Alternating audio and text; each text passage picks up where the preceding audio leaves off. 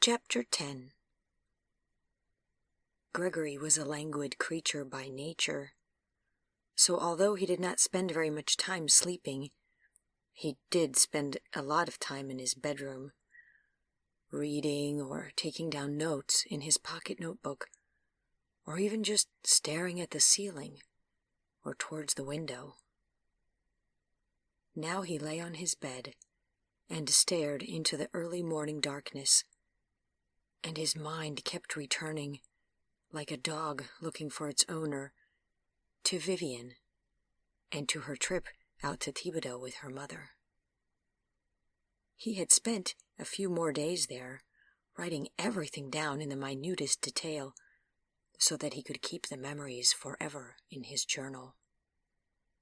The day could have ended in disaster, as he well knew, but he had determined to show her his world, and would not back down now for anything.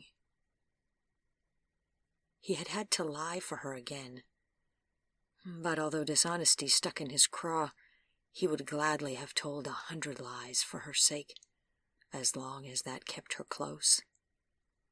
Better to lose her having fought hard than to lose her because he was too afraid to put up any fight at all. What exactly it was that he was fighting for, he could not have said, only perhaps that he be able to count himself among her friends, someone she knew, that she cared what happened to him. The way that she had trusted him, had even moved closer to him, and finally held on to his jacket sleeve, so that she could hold on longer to the sweetness of the moment. It filled his heart with a warmth that he could not remember ever feeling before. She wanted him close. There was no doubt at all. She liked it when he held her.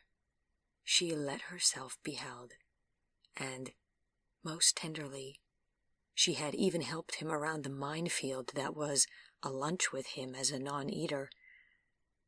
This last point, which led him dreamily and smoothly to the idea that she could accept him as he was, thrilled him most of all, and fueled a million fantasies of how they could somehow be close friends and be happy. In his visits, he had begun stopping by at their apartment on some Mondays, in addition to Wednesdays, but he took care never to stay too long.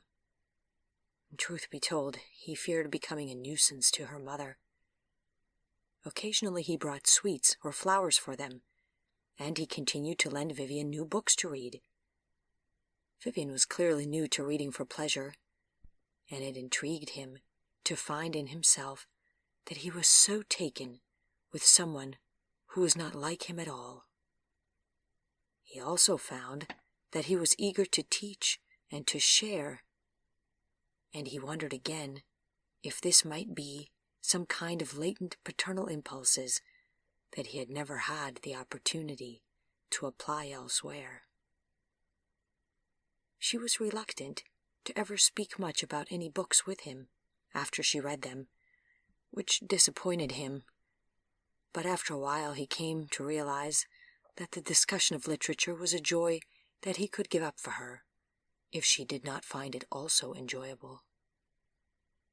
He eventually generated the theory that perhaps she felt vulnerable when it came to literary discussions, because she feared that her lack of higher education would be made apparent to him, and he might look down on her for that. Despite this, he was proud at the progress she was making in terms of sheer volumes read, this young girl who had never read much before. He wanted to give her some of the sweet fruits of a more refined education, shower her with every possible opportunity to develop her naturally bright and inquisitive mind, but he also did not want her to come to associate him with some kind of stuffy, old-age professorialism where she would be eternally forced into the role of pupil. Why underline further the difference in their ages and social backgrounds any more than was already apparent.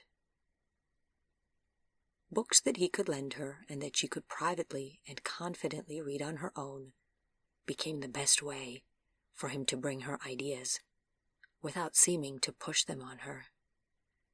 He could tell that she had enjoyed The Count of Monte Cristo, as he knew she would, and for the next book he had lent her more Dumas, The Three Musketeers. A quick glance at his small pocket notebook after his return from the country, after their visit there, told him that a performance of Shakespeare's Henry V was coming up, and so he brought Vivian the play in a small volume to try to read. Now that they knew each other better, she opened the book, looked inside for a few minutes, and told him right away that she could not even get past the opening chorus. Gregory had to laugh good-naturedly. He told her to forget everything, except for a young king setting about proving himself a worthy leader. And then, at Vivian's mother's request, he read out loud to them, "Once more unto the breach, dear friends," and "What art thou, thou idle ceremony?" and "We few, we happy few, we band of brothers." "This is all about war, blood, and horses," said Vivian, when he had finished reading. "It is not only about that. This is about history, and what makes a great leader of men," replied Gregory. "It is also about how this eloquent leader of men found his eloquence somewhat lacking when speaking to a lady such as his future bride, Catherine of Valois. Would you like to hear that?" "Oh, yes, I think we would much prefer to hear that scene," agreed Vivian's mother. "Well, it is all fine and good when I'm to read a speech or soliloquy given only by King Henry, but how am I going to be King Henry, Princess Catherine, and her ladyship's maid all at the same time? I think that, since there are 3 figures in the scene, and we are 3, we should read together," said Gregory. As he suspected, Vivian was not at all sure that she wanted to read anything out loud, certain that she would stumble over the words as translated from Catherine of Valois' native French into English. But when he showed her how little she had to read, and how much there was for King Henry to read, she agreed. Vivian's mother came over to the sofa. All 3 of them sat down side by side with Gregory in the middle, and then Gregory began to read. "Fair Catherine, and most fair, will you vouchsafe to teach a soldier terms such as will enter at a lady's ear?" By the time King Henry began declaring his love for Catherine and asking for her hand in marriage, the appeal of Shakespeare appeared at last to come over Vivian. Her face had taken on a glow. She leaned forward and took the book from him as he passed it to her, and read her translated lines. So they read on until they reached, "A good leg will fall, a straight back will stoop, a black beard will turn white, a curled pate will grow bald, a fair face will wither, a full eye will wax hollow. But a good heart, Kate, is the sun and the moon." He could feel Vivian watching him, but he kept reading. "If thou would have such a one, take me, and take me, take a soldier, take a soldier, take a king." The small room rang with his voice. There was a pause, and then Vivian took the book from him and read her lines. A magic seemed to descend on them. He leaned forward and turned his body slightly to protect her from the gaze of her mother, and asked her if she loved him. She blushed slightly and read her answer. "I cannot tell." "Come, I know thou lovest me," replied Gregory, "and at night, when you come into your closet, you will question this gentlewoman about me." Here he leaned back again and motioned with his free hand towards Vivian's mother. "And I know, Kate, you will to her dispraise those parts in me that you love with your heart. But, good Kate, mock me mercifully the rather, gentle princess, because I love thee cruelly." Then, as Shakespeare indicated, he asked her for a kiss. Vivian's mother, as the lady's maid Alice, informed him that this was not the custom in France, but he scoffed at her reply, saying Shakespeare's famous words, "We are the makers of manners, Kate," with all of the self-assurance that King Henry himself would have put into it. "Oh, did he kiss her then?" asked Vivian breathlessly. "Yes, see, it says so here," said Gregory, pointing to the relevant part in the book. "Oh, that King Henry was very ill-bred," laughed Vivian's mother. "And this lady's maid did not do a very good job looking out for the princess's virtue." They all laughed, Vivian perhaps a bit nervously, and then they finished the scene together. Then Vivian's mother said, "This must be wonderful to see performed on the stage." "I thought you would never ask," grinned Gregory. "If you would accompany me to the theater in 2 weeks on Saturday, it just so happens that I have 3 tickets to a performance of Shakespeare's Henry V. "What? Oh, Mr. Morgan, you cannot expect us to believe you have season tickets to everything," exclaimed Vivian's mother. "No, not to everything," replied Gregory, "but these happen to be 3 tickets that I do have. So what say you?" "Oh, Mother, please, may we go?" pleaded Vivian. "Very well, Mr. Morgan," agreed Vivian's mother. "We would love to see this play." "Then all I ask is that Mademoiselle promise me that she will try to read every word of it before the performance." And then, paraphrasing King Henry, he added, "May we clap hands in the bargain?" Vivian smiled and reached out her hand to shake his. Their hands came together, and for the first time, with no gloves on, he held her small hand skin to skin. It was warm and impossibly smooth, as he had known it would be, as it must have been in Metairie all those years ago. He wanted to be just inches tall, so that he could lay all of himself into her open palm and let her close it around him, letting him disappear. Vivian's mother stood up and walked over to the kitchen for a glass of water. Vivian withdrew her fingers from his hand with a quick intake of breath. Her eyes were suddenly wide and questioning.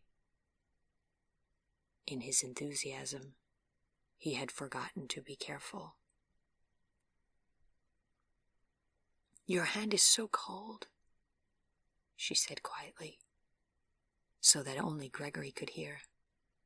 On her face was a frown. Then after a pause she asked, "Are your hands always this cold?" "No, I'm sorry about that," Gregory said, embarrassed. "No, they are not always so cold. I will endeavor to do better on that front in future." Vivian looked back at him, but now there was a hesitation behind her eyes, as if touching his bare hand had allowed her to reach momentarily behind the carefully crafted wall, which he always kept in place around himself, and she was uncertain how she should feel about that. It was as if they were back to the moment on the porch of the Columns Hotel, only now their roles were switched. She hadn't let it go then either, he remembered. She had reached back into his space and hugged him again, overriding his discomfort. So now, similarly, Gregory reached out for her hand again, gently uncurled her fingers to open her palm, and then lay the volume of Henry V into her open hand. "Vivian, I have to go now," he said very quietly. And then he stood up and announced to Madame Prevet that he had to go. He had some more deliveries to make. He spent the rest of the day, and most of the next one, dreaming about exactly what her hand had felt like in his, and then painfully remembering how he had disappointed her with his cool fingers. Somehow, inexplicably, all of autumn was now past, and it was the start of December, and in the city, the coming Christmas holiday festivities were in full swing. Christmas made Gregory particularly gloomy, as he remembered Christmases from the past, the way his mother used to decorate for the holidays, and all the happiness that there had been for him with his parents and siblings, none of whom were now living.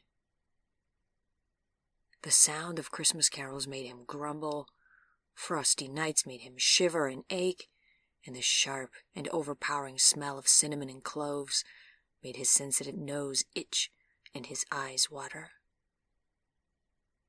He felt himself on the outside of this holiday, which he had once been able to feel like such a part of. This year could be different, though, he told himself. He began to think of what he could give Vivian and her mother for Christmas, and found that even the contemplation of the question gave him a warm feeling inside of his chest. Nothing too extravagant, since that would only highlight the differences between them. It would be most wonderful to be able to make something. But what?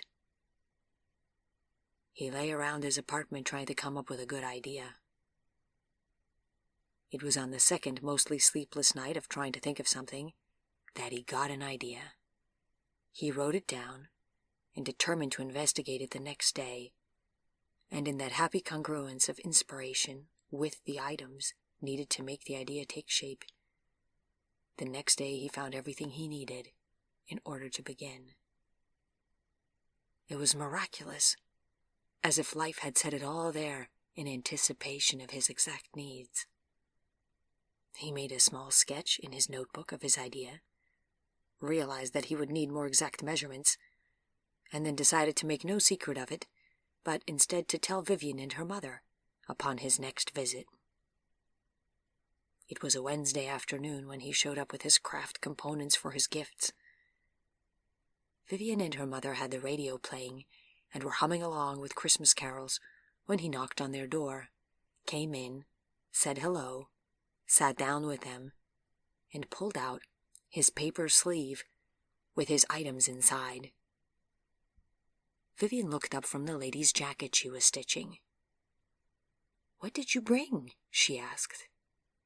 "Why, you and Madame Prevet are always so busy working. I thought I would join you in your labor.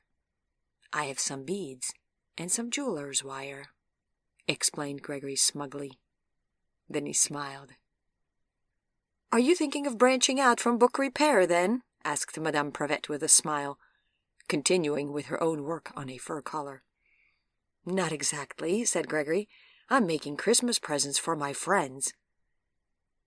Now Madame Prevet poked her needle into her work as well and looked up. "This is most interesting, Mr. Morgan. What is it that you have brought exactly?" "Well, some purple beads mostly, and then some small silver-colored beads in 2 different kinds, and then jeweler's wire. But please do carry on. Don't let me disturb you at all," he added. "Oh, we are much too interested now to keep on with our work," laughed Vivian, leaning in closer to see the beads as he shook them out of their paper pouches. These are very nice, nicer than any beads I've ever worked with before. What will you make?" "A necklace and a bracelet, I think," replied Gregory. "Do either of you ladies have a pair of pliers or wire cutters? I was told that those could come in handy." He was looking at the thin jeweler's wire closer now, and was half wondering if he should use his teeth to cut it. "Let me see," said Madame Brevet, standing up and going over to a nearby chest of drawers to look. "I take it that these will be gifts for some ladies?" She smiled. "Oh, yes, I rather think so," said Gregory. "I know 2 ladies who make stunning things with their hands, so I thought I would make something for them with my 2 left thumbs, just so that they can feel superior to me, really." "If you mean us, we would never feel superior to you," said Vivian. "I do mean you, and you aren't fooling me," he said jokingly. "I saw the way you looked at me when you were teaching me to sew a button, as if I were a remedial child." "And what did that expression look like, pray tell?" asked Vivian with pretend hauteur. "Like this," said Gregory, screwing up his face into a grimace of sternness. They both laughed out loud. "Ha! I found a pair of small pliers, would you believe it?" exclaimed Vivian's mother. "I think we last used these during the Coolidge administration." She brought them over and handed them to Gregory. He thanked her and went to work on the jeweler's wire.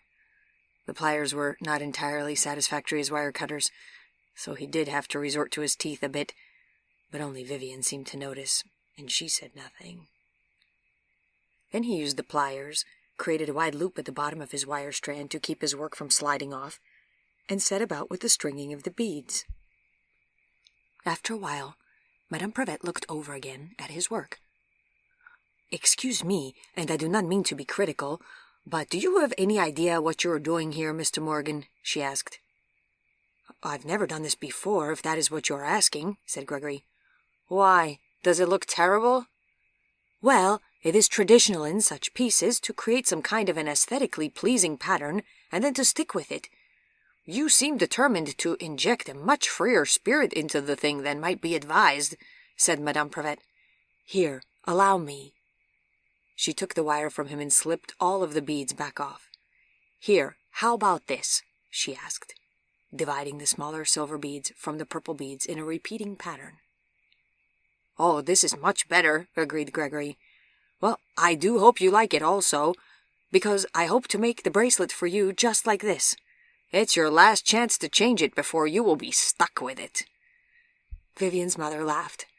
"No, it is quite beautiful now. I just hope that you have not gone to too much trouble or expense, because then we could not accept it." Gregory ignored this statement. "And I'm hoping that it looks so stunning, people will ask you for the name of your jeweler. Be sure to say that it is Wolfgang Gerstner over on St. Claude Street by Beauregard Square. Oh, how much fun I will have, hunched down under the counter at the bookshop and laughing myself silly as the inquiring customers come in." "I cannot quite see Mr. Gerstner as a maker of necklaces and bracelets," admitted Vivian with a smile. "He seems far too serious to take on such frivolous work." "You are no doubt right," admitted Gregory. "Well then, pin the credit on someone else, but just don't tell anyone it was me. I have my manly reputation to uphold." "Your secret is safe with us," smiled Vivian's mother, but he saw in the way that her eye sought to catch Vivian's that she was probably wondering about his manly reputation. Well, it was better than her wondering if he had inappropriate intentions toward her daughter, so he supposed it was all right. Still, it irked him not to be able to explain himself. No matter how long he lived, he could not entirely come to terms with the fact that there were really no words to explain himself.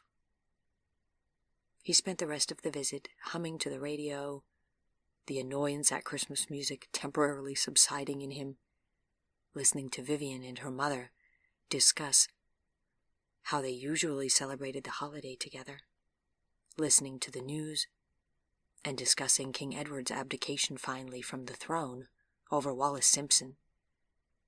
"Can you believe he gave up a kingdom for her?"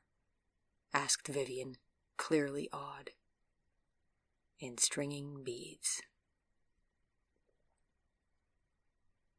That evening, after bookstore work ended, Gregory left the store, went home, took a bath, and then made his way back over to pay a social call on Wolf in his apartment above the store. Social calls with Wolf were sometimes evening but more often late-night affairs. Wolf's apartment door was plain and gave no indication of the sumptuousness within. To Gregory's mind, here was the personal, fantastical boudoir of the Count of Monte Cristo come to life. There was dark wallpaper, dark furnishings, expensive lamps, valuable paintings. In short, a whole collection of beautiful, old, and intricately made things that were nicer than anything that Gregory had ever seen. Wolf was on the same diet as Gregory, minus the bourbon, and he did not even consume coffee or tea, except in unusual situations where social expectation put a constraint on him to do so. At Wolf's place, there were no refreshments offered, not even water, and as Wolf did not smoke, there were no cigars or pipes either.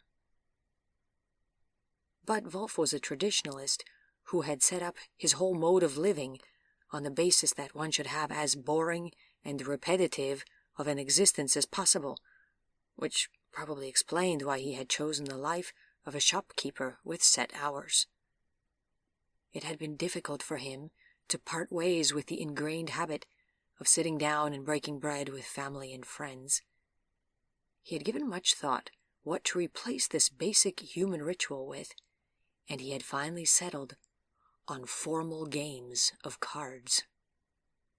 No matter how urgent the subjects for discussion, cards were played first, and only then was serious discussion held.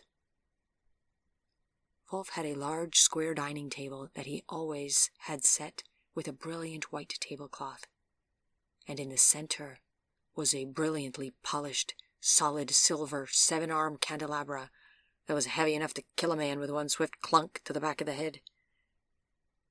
Each place setting was laid out with a pack of old, well-worn tarot playing cards from the Habsburg days, a small silver tray, and 5 silver pawns on the tray.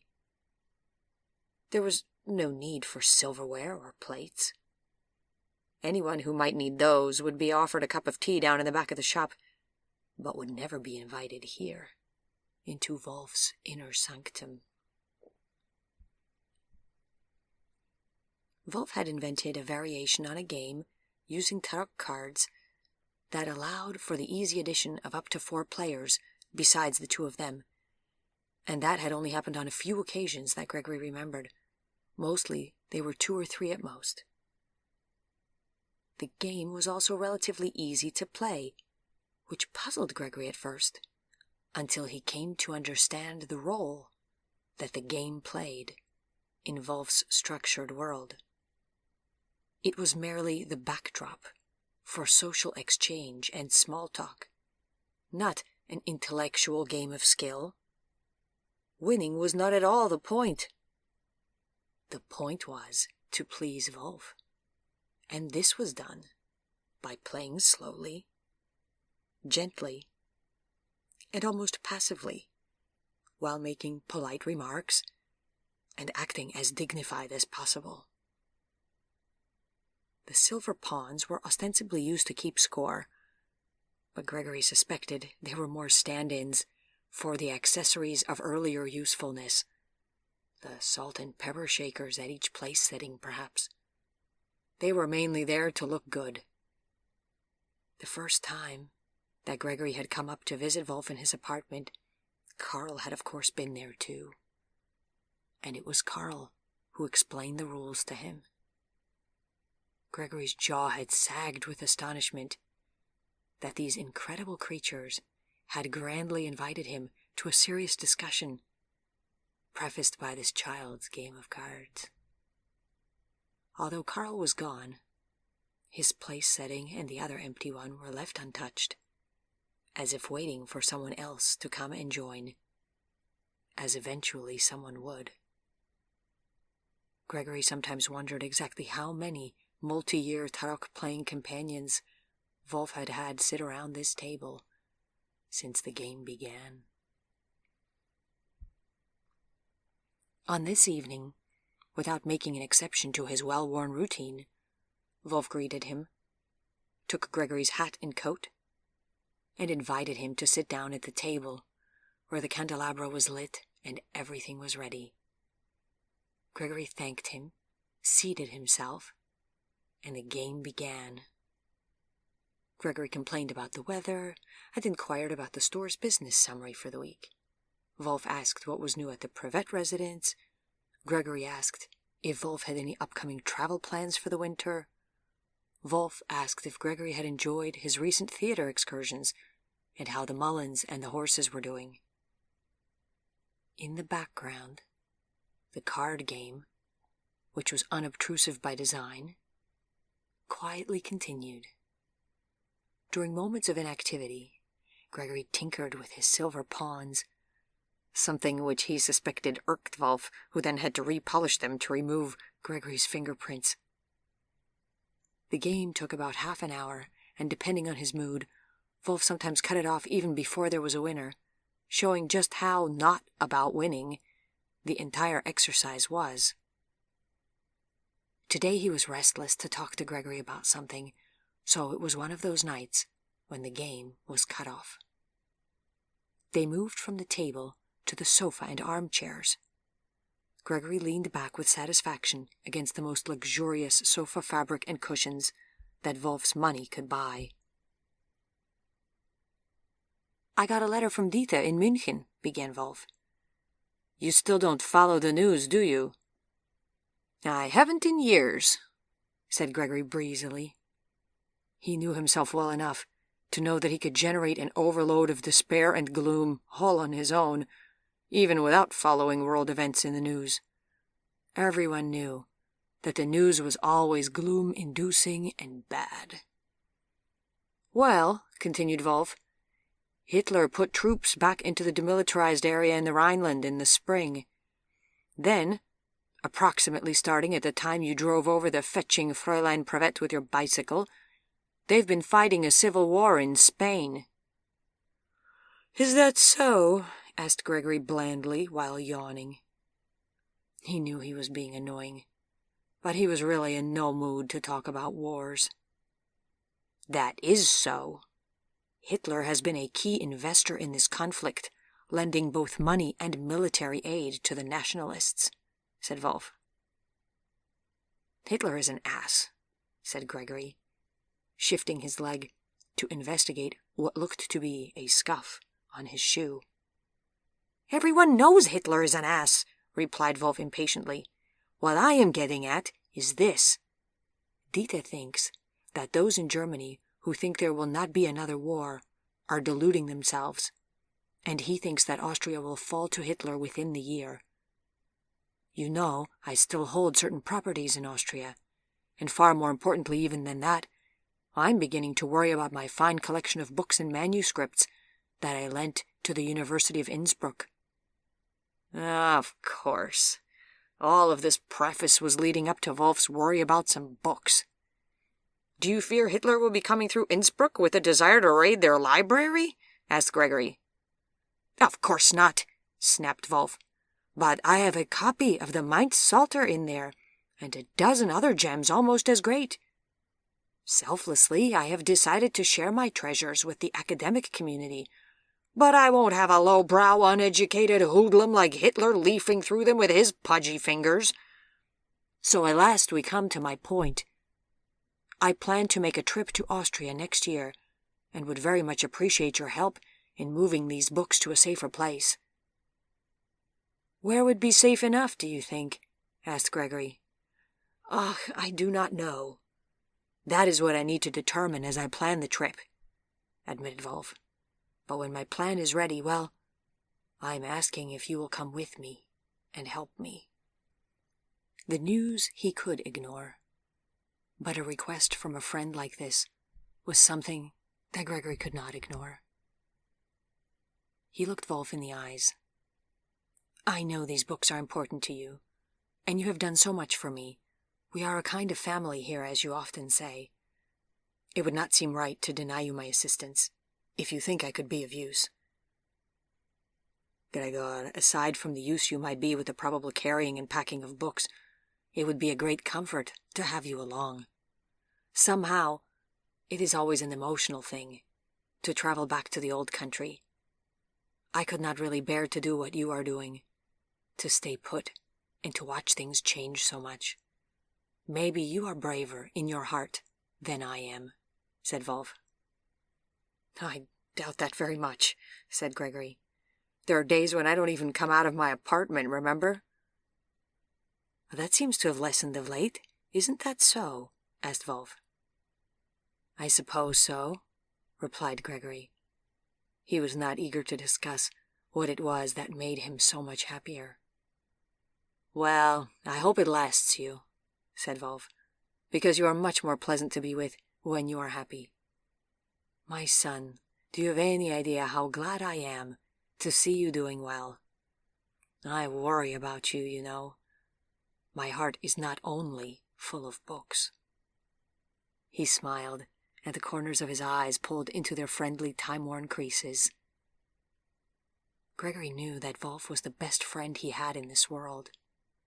He knew that he would never stand by if Wolf needed something, and in return, Wolf would stand by him no matter how much he might disagree with Gregory's views. "You can count me in," said Gregory. "I will come with you. Just tell me when, and I will pack my suitcase." "Thank you," said Wolf. There was genuine gratitude in his eyes. "I hope it will not be too much of a bother to you to come." "It is not much trouble at all," replied Gregory. "I know I will never regret having helped you. But I might regret it if I didn't." "Whenever possible, live without regrets," agreed Wolf. He looked over at his mantel clock. "Will you be going out tonight?" "No," said Gregory. "I'm much too tired. Maybe tomorrow." "Your lack of a strict schedule for living would drive me crazy," sighed Wolf, getting to his feet. "Well, I won't keep you any longer. Let me plan this trip then, and I will get back to you with the particulars in the new year." Gregory yawned, thanked him, walked out into the dark night, and headed back home.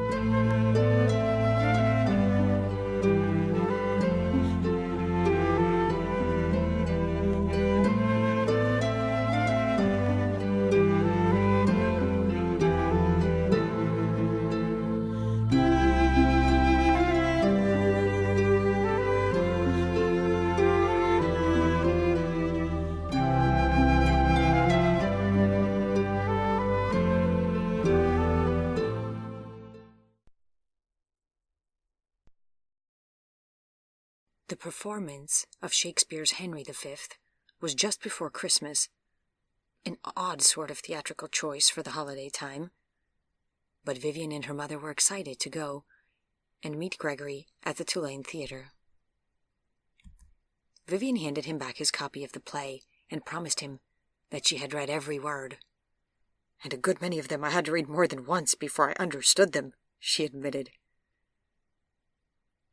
Then they went in, let the lights go dark around them, and let the magic of the theater begin.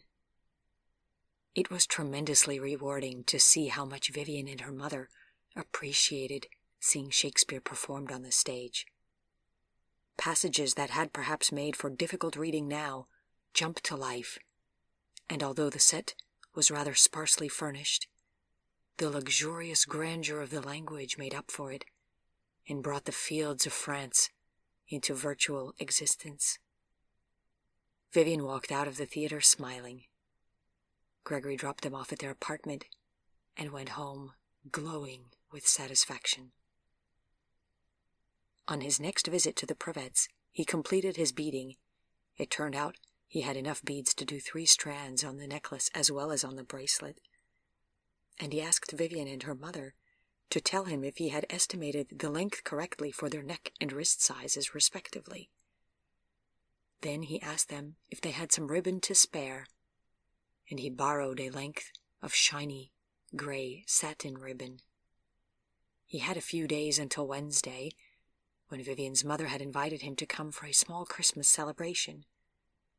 He sat at his own kitchen table, bourbon glass at his elbow, and wrestled with the ribbon. Finally, he got it to create a temporary clasp on both the necklace and the bracelet.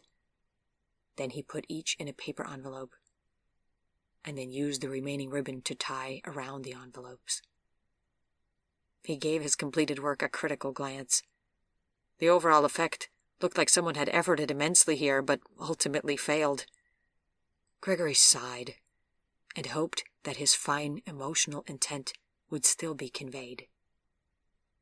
Then he packed up the items and readied them by the door for his next visit. But despite the fact that he made himself a note, when the time came to visit the Prevets again, he forgot the gifts and had to go back and fetch them. This made him late for tea. Vivian opened the door for him, took his hat and coat, and excitedly pointed out the small tabletop Christmas tree on the dining table. There was something lying next to it already, so Gregory added his items to this one, and then they all sat down to tea. Despite his additional precautions, the walk outside in the brisk air had made his hands cold again, so he warmed them carefully on the hot teacup, wishing he could just dip his hands up to the wrists in hot tea, so that maybe his fingernails would be less tinged with a bluish hue. "Merry Christmas, Mr. Morgan," said Madame Prevet.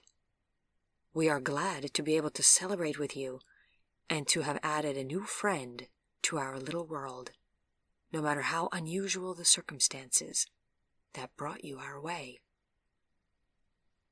At first, Gregory thought that she was talking about Metairie, but then he realized that she did not know about Metairie and was talking about the accident in the summer. Had it really been half a year ago? He watched Vivian stand up to refill his teacup, and her movements were smooth and fluid. No one would ever have said that she had been in an accident so severe that the doctor was worried whether she might end up with a permanent limp. He looked at her standing there next to the small Christmas tree and pouring the tea, and he thought that her health was the best gift he could have wished for. "I am also glad that we met," said Gregory politely. "I brought you presents which I hope you will like. The surprise in this case is not what they are, but that I managed to finish them somehow." "Oh, we have something for you too, Mr. Morgan," said Vivian. She reached over and picked up a book that had been covered with an elaborate lattice of ribbons. "I thought that, since you were working so hard on a self-made project for us, I should do something like that for you. So here is my seamstress's handmade alternative to gift paper." She handed him the book.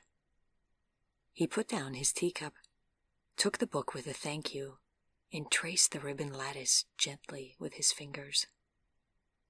"This is most impressive," he said. "I will have to look down on sloths who only use gift paper now instead of going to this level of effort." "Do you really like it?" asked Vivian uncertainly. "Of course I like it. It is almost a shame to have to take it apart, but it will be difficult to read this book otherwise," replied Gregory. "Here, you can cut it with these," said Vivian, handing him a pair of scissors. "I would not consider cutting this artwork apart," said Gregory. He turned over the book and saw the careful knots of the many ribbons on the back side of the book. I should get started then, so that I can finish before New Year's Eve." He got to work untying the many small knots, a bit of a challenge for his much larger hands, but he could see Vivian watching him, fascinated, and was happy to continue with this effort, if for no other reason than to keep her close. He laid the discarded ribbons in a colorful pile on the sofa beside him.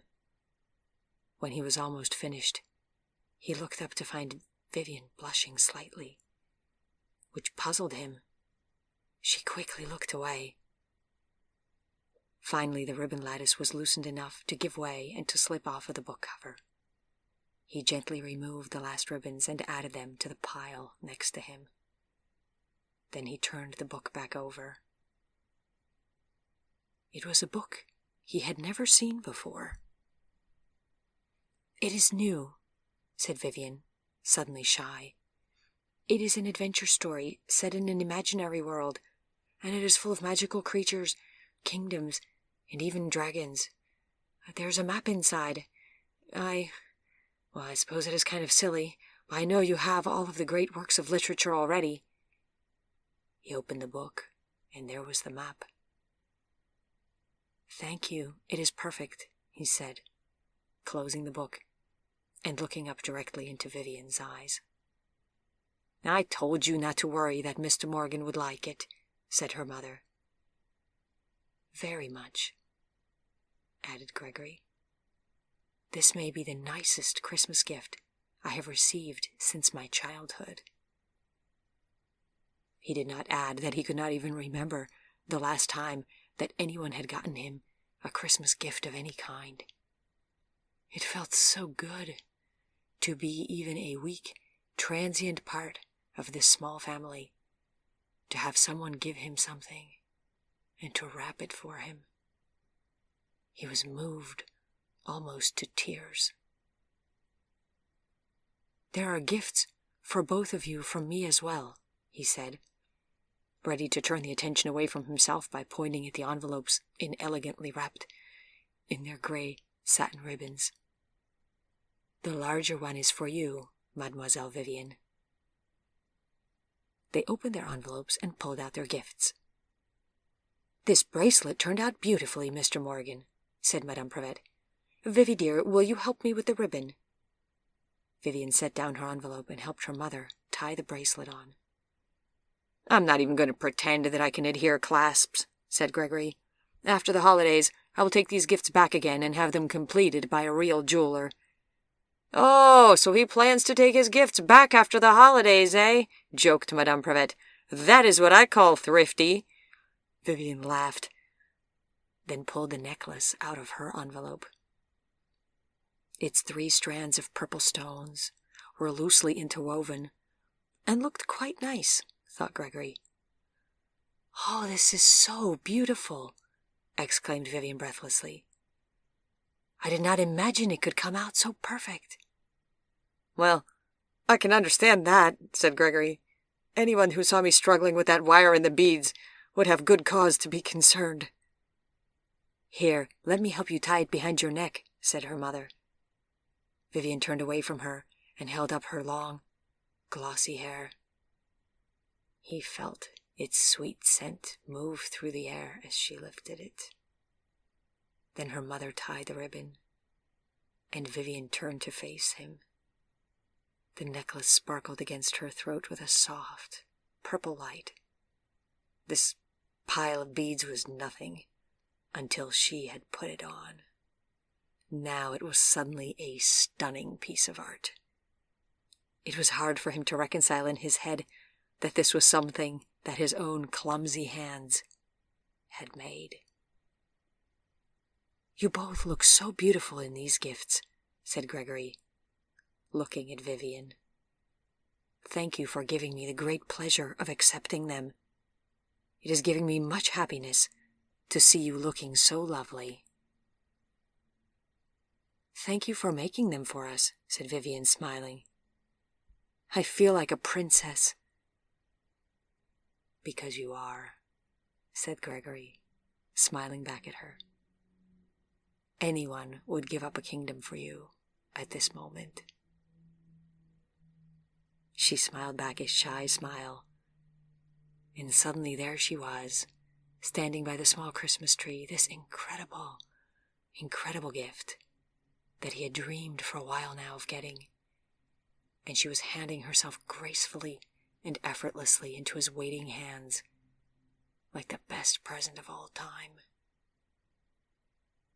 And then the room fell away from them, and they floated together in a bubble of happiness until Madame Prevet brought them back to the present by bringing out a small bottle of cognac and pouring them each a small, symbolic amount.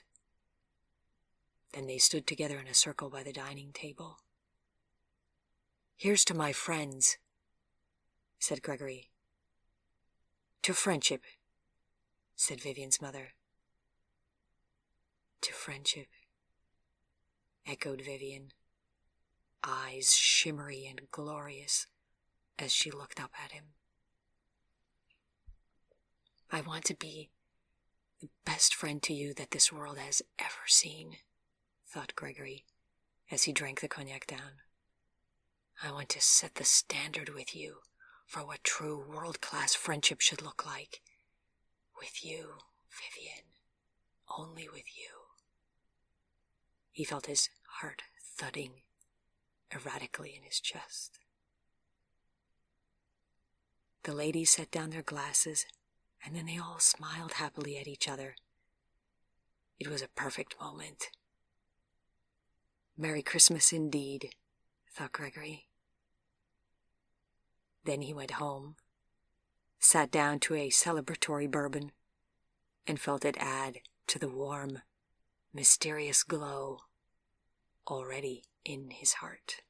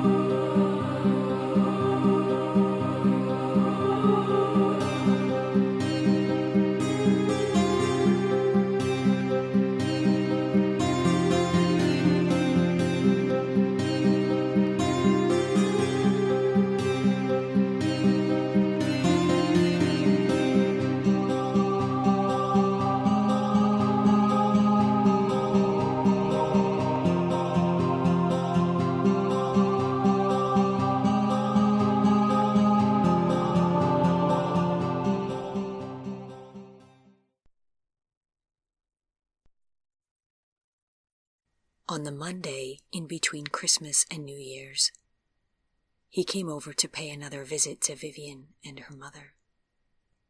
With a small, red-ribboned holly bouquet and his hat in his hand, he knocked on the door. Vivian opened it.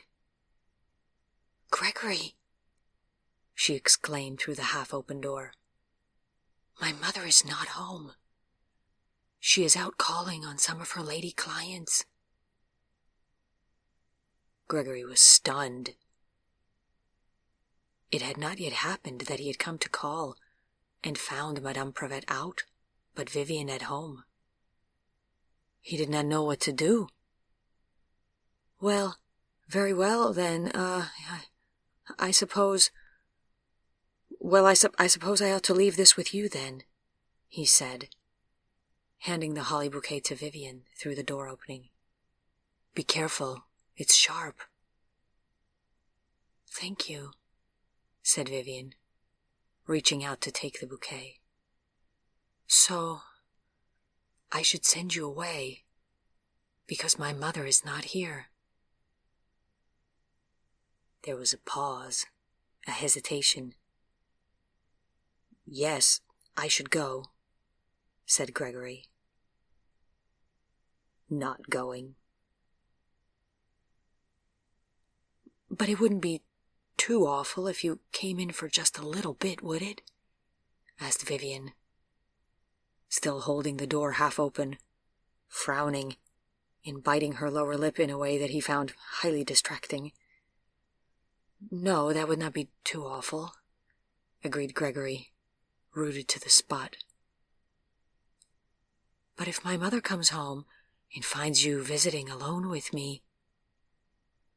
I understand perfectly. Say no more, he replied. She let go of the door, and he pushed it wider with his hand. Then he stepped inside and shut it behind him.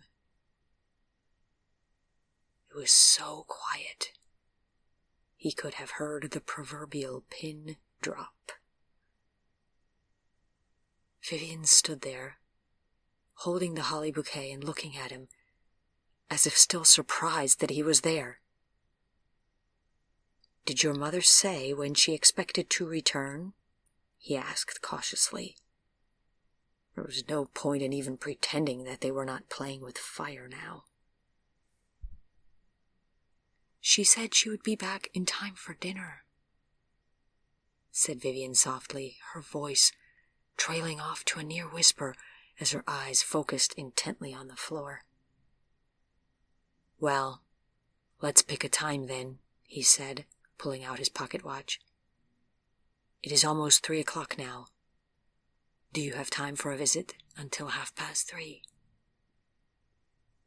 Vivian thought about it and then nodded.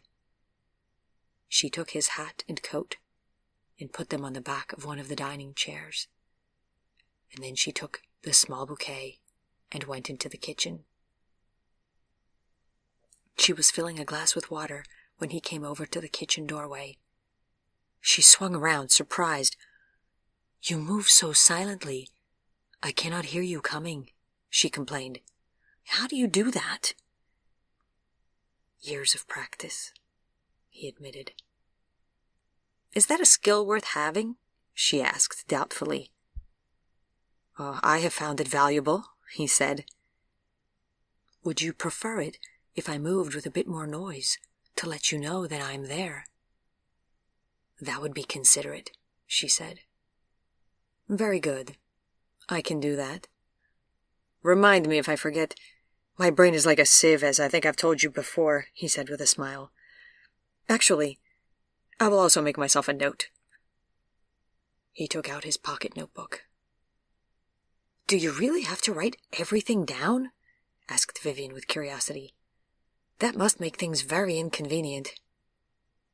"Not everything," he said.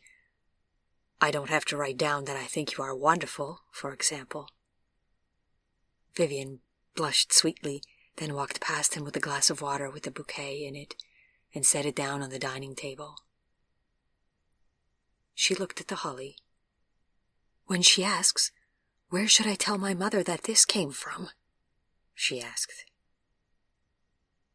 "Tell her I brought it and then left," replied Gregory calmly. "Tell the truth whenever possible, I say.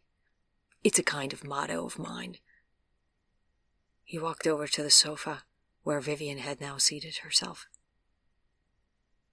"Would you perhaps sit with me?" she asked, looking up at him.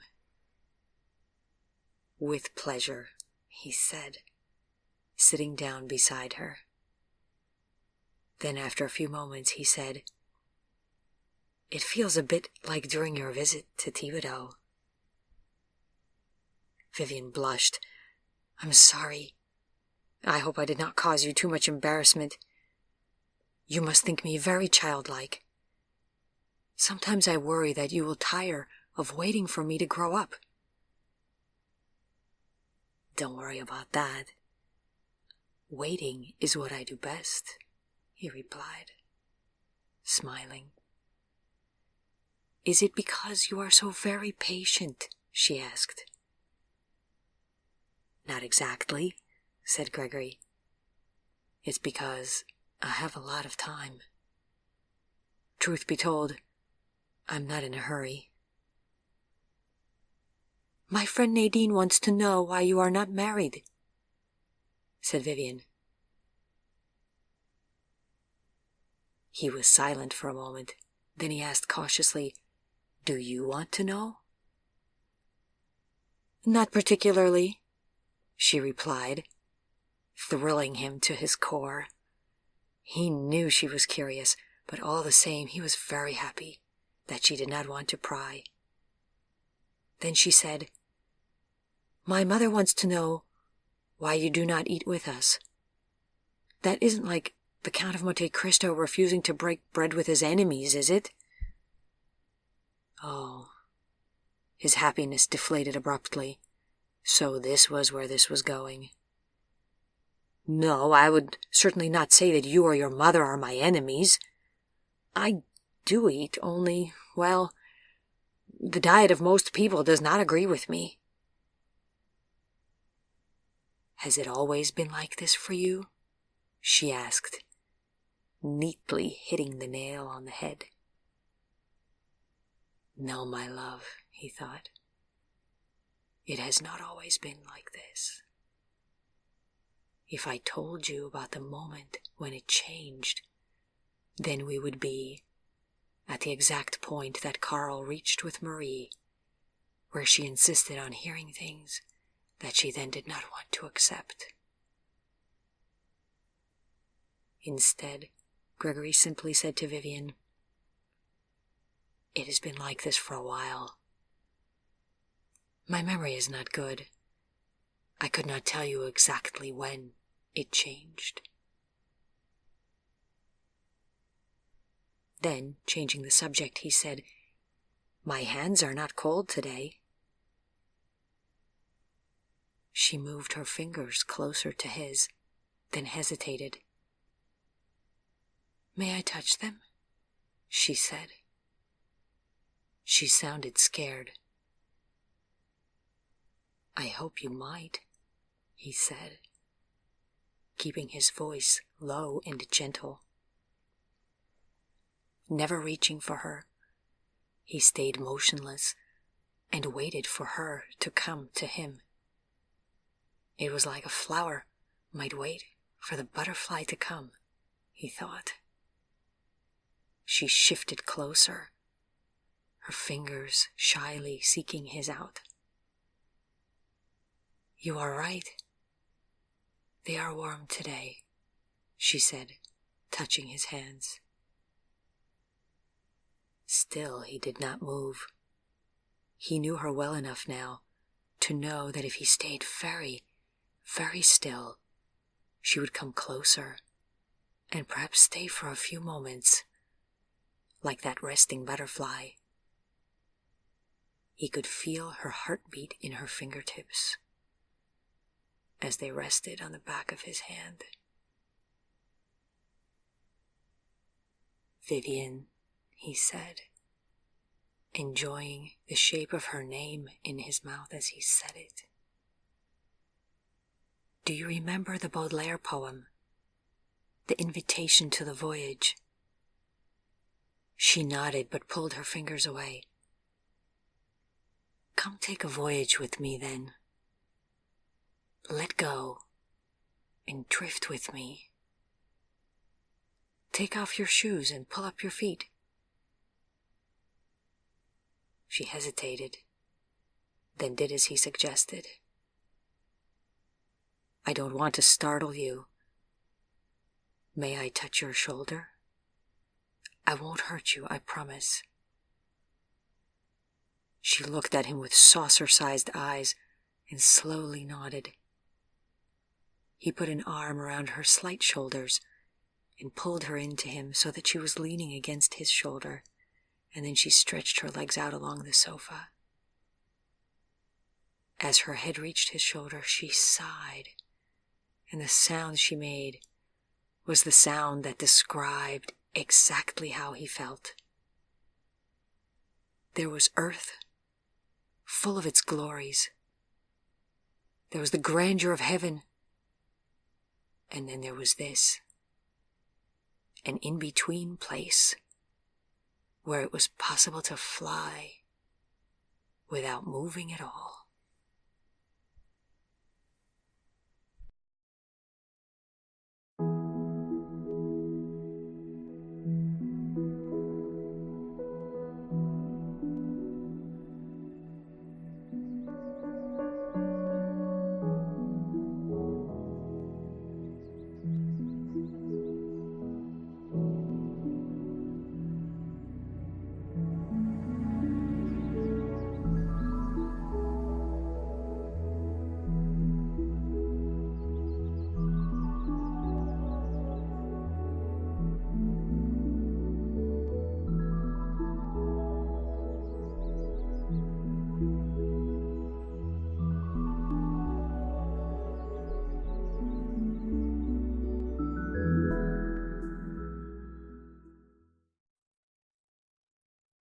I don't understand. Why does it feel so good? She whispered, lightly shivering, her eyes closed. Her reaction brought a wild feeling to his heart. I don't know, he replied truthfully, letting her delight go to work on his already weakened psyche. Is it always like this? She asked. I have never sat like this with another man. Oh, sweet innocence, he swallowed hard. No, Vivian, it is never like this. The world is not full of this. This is rare and magical and strange. The world is full of lust, jealousy, and bitterness, he told her. He felt her head moving against his arm as she shifted herself on the sofa. She was silent for a while. Then she asked, So it is not just thrilling to me because I am new to it and you're either bored and wishing that we were... He looked over at her and saw her blush almost crimson. Dear God, the innocence of this child. Dearest Vivian, he said gently, there are different things, but there is nothing more. Deep happiness is not something that one grows out of. Being with you like this, feeling your head rest against me, it thrills me too. I feel what you feel. I'm not sitting here wishing for anything else. He fell silent and felt her stop breathing for a moment. He could not read her mind, but he could acutely hear her pulse speed up at his words. It had been the same when they had sat close together on the ride out to his place near Thibodeau. Vivian, my love, he thought. Want something more than this? What more could there be? We are caught together in this moment of wonder, and being in it with you makes it even more glorious. I feel so lucky, Gregory, she said after a while, with another happy sigh. I feel lucky too, he said, turning his head to kiss her hair. And then they sat together in silence for a long while, actively contributing to each other's happiness, while any observer would only have noted their complete lack of activity of any kind.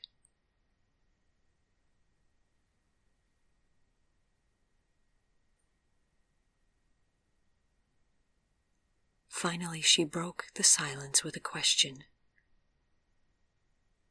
Do you think of me sometimes when you are not here? There was a pause, and then she started to withdraw her question. I'm sorry. I should not have asked that. No, don't tell me. Why not? Asked Gregory. I think of you all the time. I sit at home and drink bourbon and think of you. And then I sit down and write things that you never see. Again, her pulse moved faster. It was an immediate response to his words. The way that D'Artagnan would respond when Gregory touched his boots against the horse's sides. What magic to be able to hear it and to know that it was not because she feared him. No, quite the opposite. She was thoughtful for a while, her pulse evening out again. Then she asked, What do you write? Well, because my memory is so terrible, I write down things that happen to me during my day. Things that I want to hold on to," he explained. "I started writing as a practical tool and then found that I also enjoyed doing it." "Will you write down something about today?" she wanted to know. He smiled down at her. "You know that I will. Would you want to forget this? Forget what it was like? Reach out tomorrow in your mind and find that it's gone?" "No, that would be terrible," she agreed. "Irreplaceable," he said. "So these things you write, will we ever read them together, do you think?" She turned her head to look up at him, then quickly looked away. "I'm certain we will," he said, shifting himself also into a more comfortable position against the back of the sofa. The wonderful, unseen stillness returned and swirled slowly around them. "I wish I could be alone with you more often," she said. "Oh, I wish that too," he admitted. He was ready for it this time, and there it was, the faint uptick of her pulse as her heart absorbed his words. The writer in him thrilled that his words could make such a difference in the physical world. It was only a step up from this to creating entire galaxies at a single word. "It feels like being in a puffy cloud with you," she said. "Yes," he agreed, "or like being a marble at rest. It is like some kind of absence of desire, this rich sense of peace and tranquility. It was the same when we sat just like this in the courtyard of the clinic at Metairie, when you were 6. This is why I did not want to lose you, selfishly, because of this feeling." They let the contented silence fall over them again.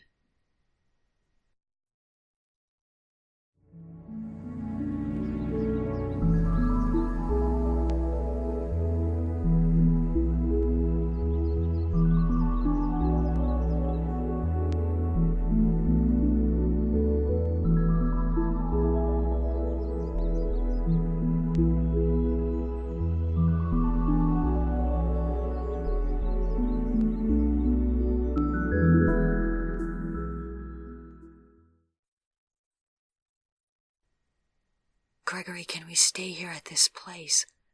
Always and always?" she finally asked, after many minutes had passed.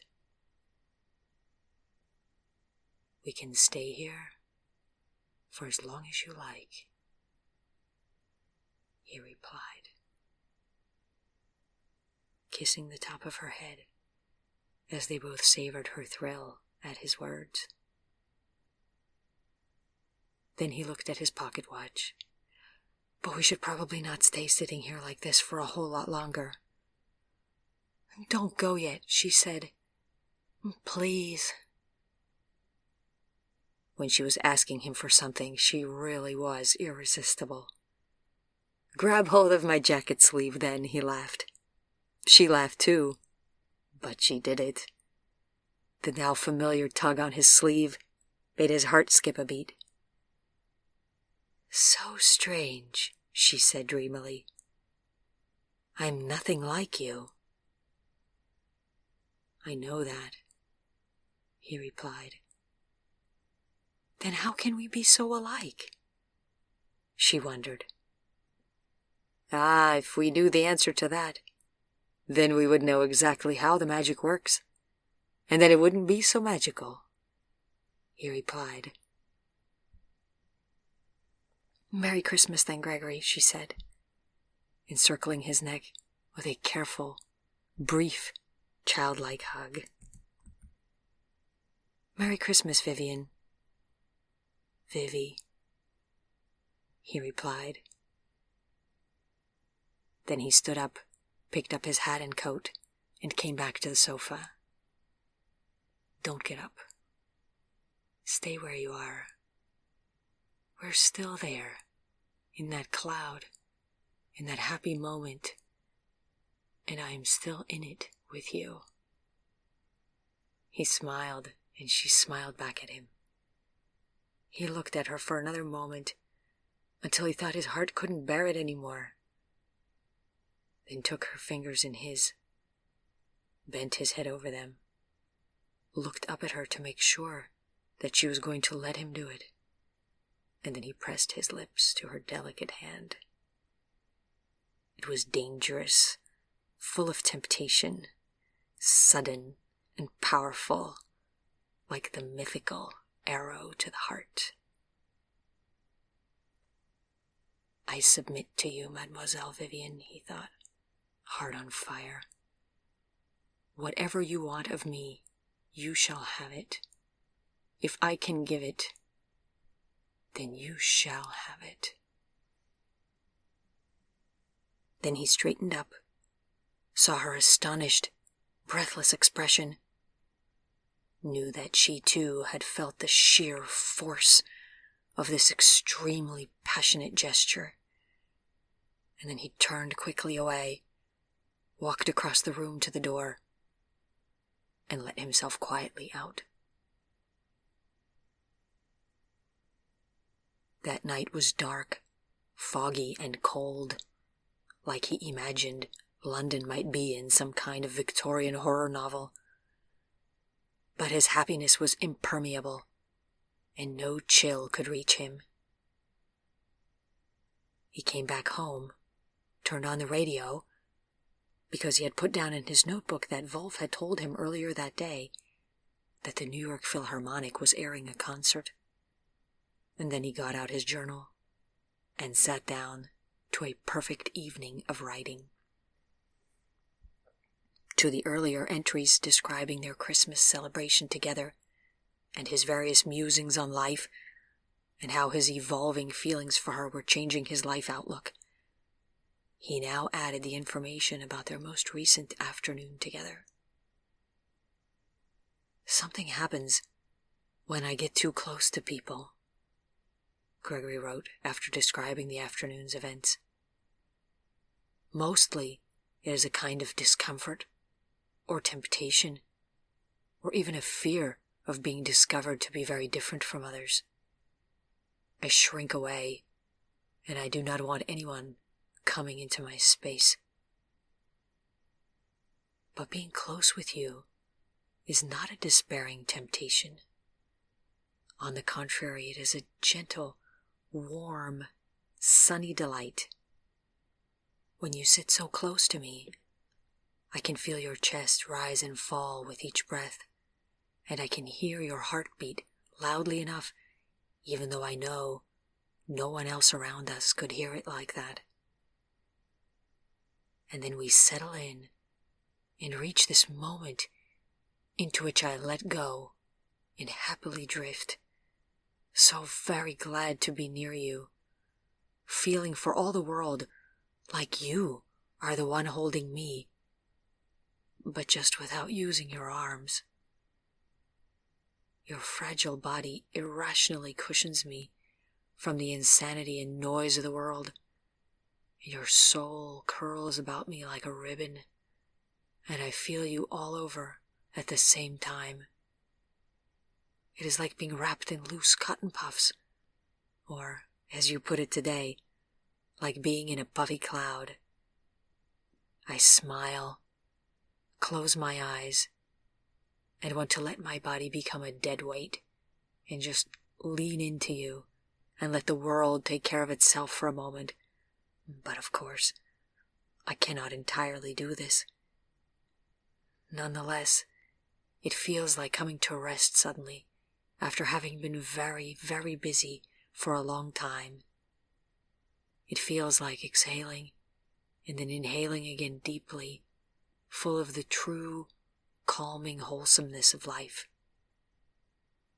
Do you have any idea how badly I have needed this, Vivian. I didn't even know myself until now.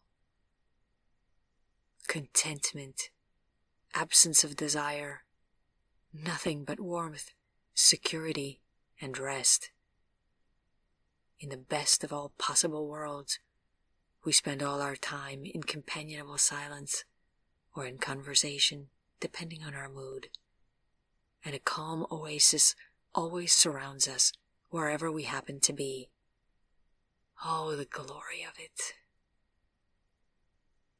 For what have I been breaking my heart in two all my life? What was it that I thought I did not have? I've been running for a long time to get to you, and I'm only slowly realizing that I don't have to run anymore.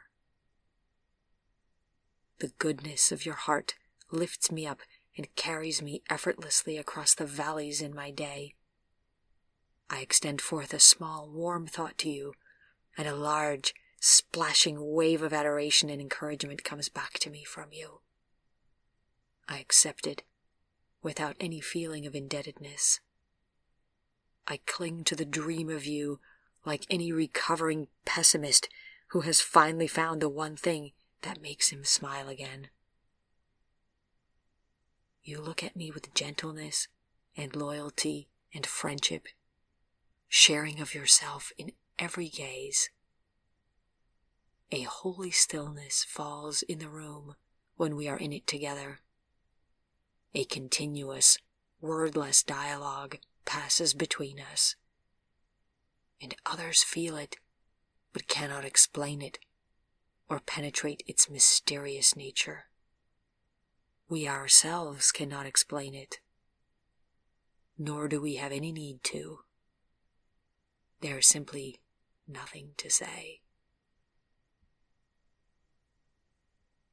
You mean so many things to me, so many things at the same time, and all of them are good and noble and companionable and friendly and faithful and complimentary. As my mind crosses over to thoughts of you throughout the day, I smile and feel a warm breeze across my cheeks, a small rise in temperature like I feel when you are actually there. I take a deep breath, sink deeper into my sofa cushions, and let myself be carried away on a sunlit tide of happy sensations. This is the contentment that lovers are chasing in their stormy embraces, the golden shores of completeness that they have yet to reach, the kind of bliss that is both focused effort and passive experience at the same time. Your thoughts occasionally reach out to me from where you are now, but I don't need you here to feel you with me everywhere, ceaselessly, lovingly, companionably. Here is the place that tears cannot touch, nor fear, nor endless longing. Desire has no more meaning in this calm place where we both rest together and have everything. You asked me today, why write all this down? Because a memory is like being with you into the future. And I have to be with you into the future, no matter how or at what cost. Do you understand this, beloved? As I was leaving today, I looked back at you and suddenly could see all of you at the same time. You in every moment I have known you. You as a small child in Metairie. You all bruised and hurt in Charity Hospital. You at the table at the Café du Monde. You sitting by me and sewing. Both of us under the watchful eye of your mother. Or sitting in a dark theater. Or putting your arms about me. In the dark. On the porch of the Columns Hotel. or riding D'Artagnan with me, and visiting the remains of Tante Desiree. A kaleidoscope vision filled with so many Vivians that even my heart might not be able to hold them all in the same instant and not burst. Multiple times a day, I am struck by the size of this experience, the sharpness of it in my chest, and the pure goodness and selflessness of it towards you. I keep thinking of more things I want to share with you, stories I want to tell you, poems or books that I want to read to you, places that I want to show you, in short, an entire world that I want to reveal to you, if you will only give me the time, and if you will let me. Oh, Vivian, I hope you do let me. It would be a joy beyond description to be able to do so. He paused and looked at what he had written, and wondered when he had stopped writing to no one, and had instead begun directly addressing himself to her. His writing was becoming less journal-like, and more like the world's longest love letter. He knew he could stay up writing all night now, but he also knew if he did that, his brain would be like mush the next day. So he went to bed for his few hours of sleep. "How was your holiday visit with the ladies Prevet?" Wolf asked him the next day, with an unattractive sarcasm in his tone. "I'd tell you, but you think it too sweet and sentimental," replied Gregory.